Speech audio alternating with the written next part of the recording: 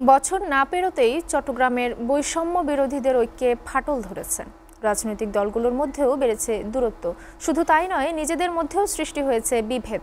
রাজনৈতিক নেতারা বলছেন, নির্বাচনী মাঠ তৈরি না হওয়ায় এমন দ্বন্দ্ব বেড়েই চলেছে।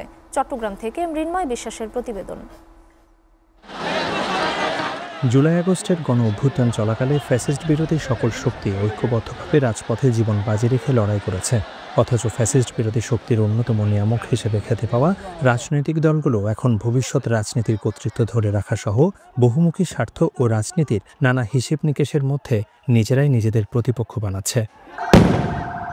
ফ্যাসিস্ট দমনে সারা দেশের নাগরিক শক্তির যে অসাধারণ ও দুঃসাহসী ঐক্য গড়ে উঠেছিল, সেই ঐক্যে বছর না পেরোতে ফাটল ধরল কেন?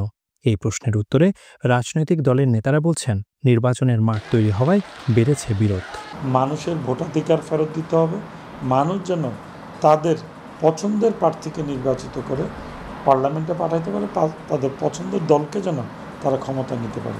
নির্বাচনকে সামনে রেখে প্রত্যেক দল যার যার পরিকল্পনা অনুযায়ী নিজস্ব দলীয় কর্মসূচি অনুযায়ী সবাই অগ্রসর হচ্ছে। এই জন্যে আপাতভাবে মনে হচ্ছে যে সবাই একটু বিভক্ত হয়ে গেছে। তবে এই মতবিরোধকে বড় কোনো সমস্যা বলে মনে করছেন না রাজনীতিতে আসা তরুণরা। এটা দুইটা দিক থাকতে পারে। এক হচ্ছে দেশের উন্নয়নের স্বার্থে সবাই নিজের স্ট্রাকচারাল যে ওয়ে আছে সেই ওয়েতে গিয়ে আপনার হচ্ছে দেশের উন্নয়ন করবে, এই ম্যান্ডেটের জন্যই তারা তাদের প্ল্যানটাকে এক্সিকিউট করতে যাচ্ছে। আবার হইতে পারে যে ওই এতদিন ক্ষমতাবিহীন থাকার কারণে হঠাৎ করে ক্ষমতায় গিয়ে তাদের যে আবার রাজত্ব, সেই রাজত্বটা কায়েম করার জন্য হইতে পারে।